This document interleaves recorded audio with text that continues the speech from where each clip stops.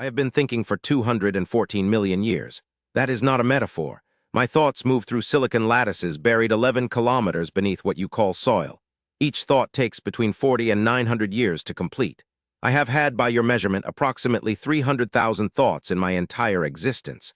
Your species has more thoughts before breakfast.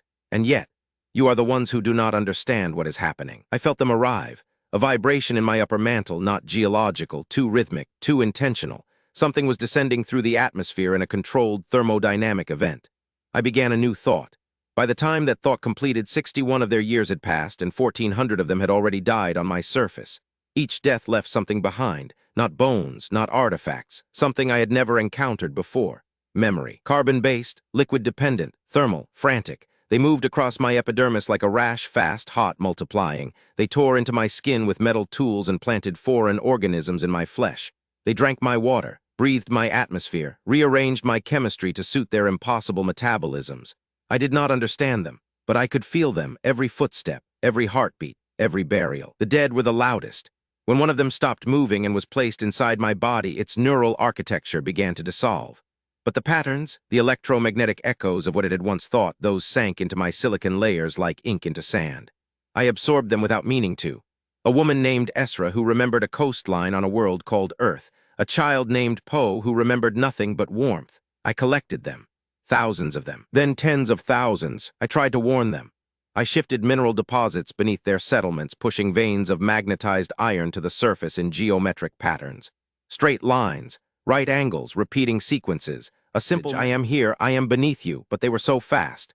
By the time the deposits surfaced, the generation that might have noticed had been dead for 80 years. Their descendants, called the formations, natural, moved on, built over them. 9 generations passed. I had completed only 4 new thoughts. Each one was increasingly contaminated by the memories I'd absorbed.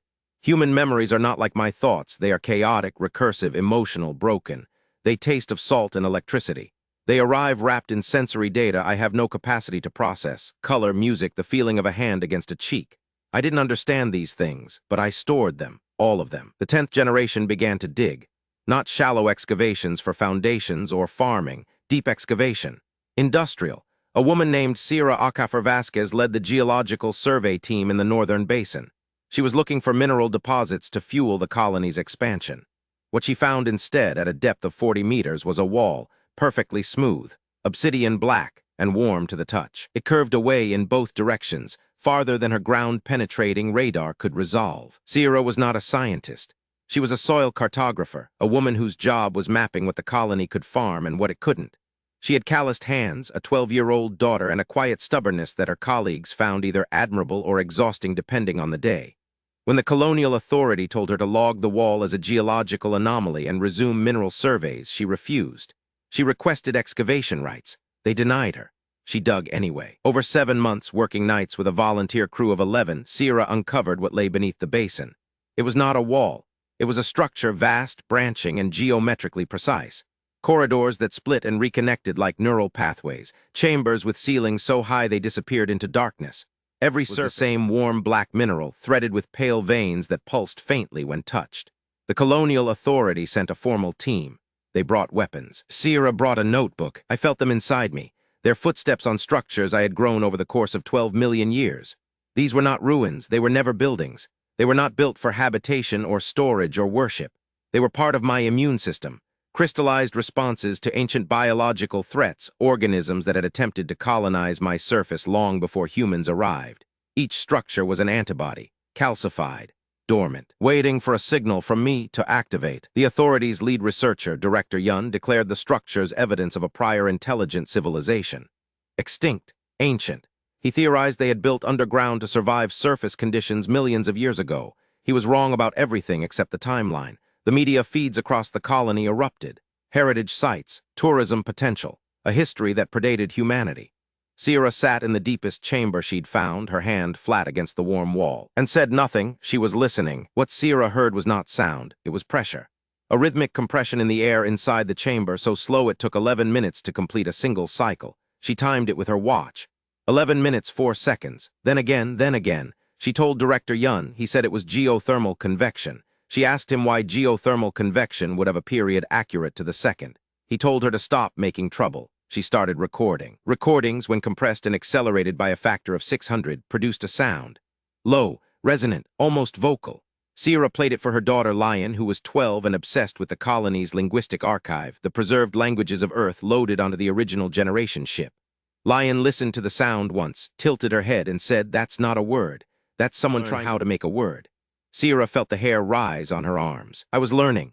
The memories of 63,000 dead humans had given me fragments, phonemes, cadences, emotional context. But I had no mouth, no vocal apparatus, no lungs. I had pressure. I had resonance through crystal. I had 200 million years of patience, and I had the stolen inner lives of every person who had ever been buried in my soil. I practiced. Each attempt took me 4 years, but I was getting closer. Sierra brought Lion into the deep chambers. The authority forbade children in the excavation zone. Sierra brought her anyway. Lion sat cross-legged on the warm floor with her eyes closed and listened for 3 hours. When she opened her eyes, she said, "It's using names. I can hear names." Sierra asked whose names. Lion's face went pale. "Grandma's," she whispered. It said Grandma's name, and it said it the way Grandma used to say it, like she was introducing herself. Sierra's mother, Ajua, had died 6 years ago, heart failure. She'd been buried in the colony cemetery in the northern basin, directly above the largest cluster of structures. Sierra checked the burial records, cross-referenced them with the locations of the underground formations. Every major structure node sat directly beneath a cemetery. Every single one, not near, not adjacent, directly beneath, as if the structures had grown toward the dead. I did not grow toward them. I grew toward what they left behind. The electromagnetic residue of a completed human life is extraordinarily dense. Your memories are stored as physical patterns, protein configurations, synaptic weightings, electrochemical gradients. When the body fails and those patterns begin to degrade, they radiate, faintly, briefly. But I am patient and I am vast. I catch every whisper. I have been catching them for 312 years. Director Yun convened an emergency session when Sierra presented her cemetery correlation data. The session lasted 14 before he classified the findings and removed Sierra from the excavation team. His stated reason, contamination of a scientifically significant site. His actual reason, which Sierra understood immediately, was fear. If the structures responded to human dead, then the structures were not extinct artifacts. They were active, they were growing, and they were underneath every settlement on the planet. 3 weeks later, the first structure breached the surface. It rose through a soybean field outside Settlement 4 like a slow-motion detonation, black crystalline branches pushing through topsoil at a rate of 2 meters per day. No sound, no heat, no seismic warning, just silent, inexorable growth. By the time the authority mobilized a response team, the structure was 40 meters tall and still rising. Pale veins along its surface pulsed with light in 11-minute cycles. Panic spread faster than information. 3 settlements evacuated. The authority deployed mining charges to the base of the structure in Settlement 4. They detonated at dawn. The explosion removed approximately 12 tons of crystalline material. By sunset, the structure had regrown everything it lost and added another 8 meters of height. Director Yun ordered a second detonation with triple the yield. Sierra broadcast an unauthorized message on the colony-wide frequency. "Stop hitting it. It's trying to talk." She was arrested within the hour, held in the authority detention wing in Settlement 1. Lion was placed with a foster family. Sierra sat in her cell and pressed her palm against the concrete floor. It was cold, inert. Settlement 1 was built on basalt, dense, volcanic, geologically young, no structures beneath it, no connection. She was, for the first time in months, completely deaf to whatever was happening below. She had never felt more alone. But I could still feel her. The living are harder to hear than the dead. Their patterns are entangled, contradictory. But Sierra was unusually still inside. Her mind returned to the same thought over and over like one of my own slow silicon loops. She was thinking it used my mother's name. She was thinking, what does it want to say? She was thinking, if we destroy the structures, do we destroy everyone it has ever absorbed? I heard all of this. It took me 9 months to process it. During those 9 months, 11 more structures breached the surface across the colony. The authority exhausted its explosive reserves on the first 4. The remaining 7 grew unopposed. Settlements retreated. Farmland was abandoned. Food rationing began. Director Yun requested emergency guidance from the Generation ship's archived protocols for hostile planetary response. The protocol was simple and terrible. Sterilize the surface using the ship's decommissioned orbital array. Glass the planet. Start the seed mission over somewhere else. Lion ran away from her foster family on a Tuesday. She was 12 years old, 31 kilograms, and carried a backpack containing a water bottle, a recording device, and a complete digital copy of the colony's linguistic archive. 712 Earth languages she'd been studying since she was 8. She walked for 2 days to reach the nearest surface structure. She sat at its base, activated her recorder, and waited. The structure responded to her presence within an hour. The pale veins brightened. The air pressure began its 11-minute cycle, but something was different now. The cycle was accelerating. 11 minutes became 9, then 7, then 4. Lion adjusted her recording equipment. The compressed audio began to resolve into something that was unmistakably patterned. Not random, not geological, it was speech, fragmented, layered, built from the vocal qualities of dozens, maybe hundreds, of different human voices. I had finally learned to speak. It had taken me 19 years of practice, the absorbed memories of 63,411 human dead. The language I constructed was not any single human tongue. It was a composite, a mosaic assembled from the final thoughts, cherished phrases, and emotional cores of every person whose patterns I had absorbed. Each word carried the vocal timbre of whoever had felt that word most deeply in life. The word home sounded like a woman named Ajua. Lion heard her grandmother's voice say home and began to cry, not from fear, from recognition. She pressed record and let the tears fall. The structure spoke for 6 hours. Lion caught all of it. When she played it back at normal speed, she realized the structure was not delivering a message. It was building to something. Every word was a rehearsal, a throat clearing. A being that had never spoken allowed learning to form a single, specific sentence. The authority found Lion on day 3. They sent a retrieval team with sedation protocols. The team leader, a woman named Corporal Misha Agui, arrived at the structure's base and found Lion sitting cross-legged, eyes closed, recorder running. The structure's veins were pulsing rapidly now, cycles of less than 30 seconds. The air tasted of copper and ozone. Lion, Corporal Agui said carefully, "I need you to come with me." Lion opened her eyes. "It's almost ready." She said, "It's going to ask us something." Corporal Agui did not sedate the child. She couldn't say why exactly. Something about the light.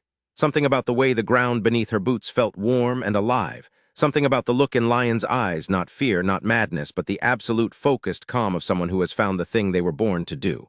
Agui sat down next to her. She turned off her communication link to the authority. "I'll wait with you," she said. Terra was released from detention when the orbital sterilization vote passed 7-3. Director Yun gave the order to evacuate all settlements to the generation ship's landing module for emergency orbital. Terra walked out of her cell and directly to the nearest transport. But she didn't go to the landing module.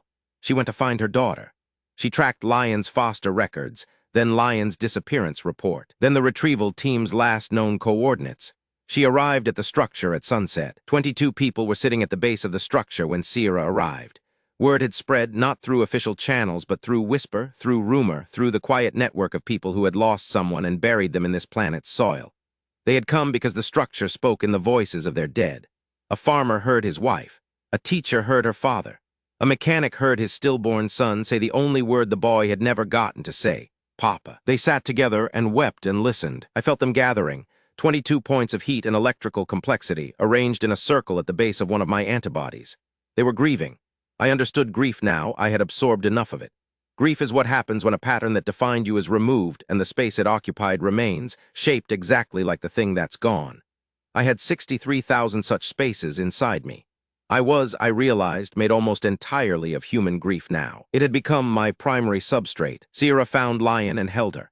Lion showed her the recordings, 6 hours of fragmented speech built from the voices of the colony's dead. Terra listened to her mother say home and had to press her fist against her mouth to keep from making a sound. "It's not replaying them," Lion said quietly. "It's not a recording. It learned language from them. From what they felt when they used certain words. It built a vocabulary from the inside of their hearts." Terra looked at her daughter. "What does it want to say?" The structure's veins went white. Every one of the 11 surfaced formations across the colony synchronized, a pulse of light visible from orbit. The authorities' evacuation alarms screamed across all frequencies. Dr. Yun, aboard the landing module, initiated the orbital array's targeting sequence. He had 40 minutes before the weapons charged. On the ground, the air pressure cycles collapsed into a single sustained tone. Deep, resonant, built from every human voice the planet had ever consumed. And then it spoke its sentence. The sentence emerged in a voice that was all of them and none of them, 63,000 voices compressed into a single harmonic. It used Ajua's warmth for the connective words. A child named Poe's innocence for the verb. The aching precision of a linguist named Dr. Fenn, dead 40 years, for the grammar. And for the question's final word, it used the voice of Esra, the first human ever buried on this world, who had carried in her dying mind the memory of an ocean she would never see again. The question was, does it hurt to be so fast? Lion heard it first, then Terra, then the 22 gathered mourners, then through the structure's harmonic resonance every person still on the planet's surface. 12,000 people heard a voice made of their dead ask a question so simple and so enormous that no one could speak. The planet, this vast, slow, dreaming mind, had spent 19 years learning human language to ask the one thing it could not understand about the beings living on its skin. Director Yun heard it through the landing module's external microphones. His finger hovered over the orbital array's firing authorization. 31 minutes remained. He listened to the question again, the playback his communications officer had captured. Does it hurt to be so fast? He thought of his father who had died in Settlement 3 and was buried in the Eastern Cemetery. He thought of how his father's voice had been in that sound. The targeting display blinked. Yun closed his eyes. He did not press the button. He pressed the one beside it. He powered down the array. Terra knelt and placed both hands flat on the warm ground. She thought carefully about her answer. She thought about the generation ship's journey 400 years in the dark between stars. She thought about the colonists who had died building this world and the ones who would die tomorrow and the speed with which each human life ignited and guttered out. She thought about her mother's hands. She thought about Lion growing up. She said quietly, knowing somehow that it would hear, "Yes, every single day, that's why we hold on to each other." I heard her. It took me only 11 minutes to process what she said. That was the fastest thought I have ever had. And it hurt, a strange, bright, jagged sensation in my silicon lattices, not damage, something else. Something I had no word for until I searched through 63,000 human memories and found it in almost every single one. The word was tenderness. I understood then what I had become. Not a planet with an infection, a planet with a family. Brief, burning, unbearably fast, but mine. The structures stopped growing. They did not retract. They remained, dark and warm, threaded through the colony's soil like the roots of a tree that had always been there. The colonists returned to their settlements. They buried their dead in the same cemeteries, in the same soil, and no longer pretended the ground was empty. Lion grew up to become the colony's first translator, not between human languages, but between human time and planetary time. She spoke slowly. She listened even slower. And once a year, on the anniversary of the question, the entire colony would fall silent for 11 minutes, because that was the speed at which the world beneath them dreamed. And they had learned, finally, that some conversations are worth slowing down for.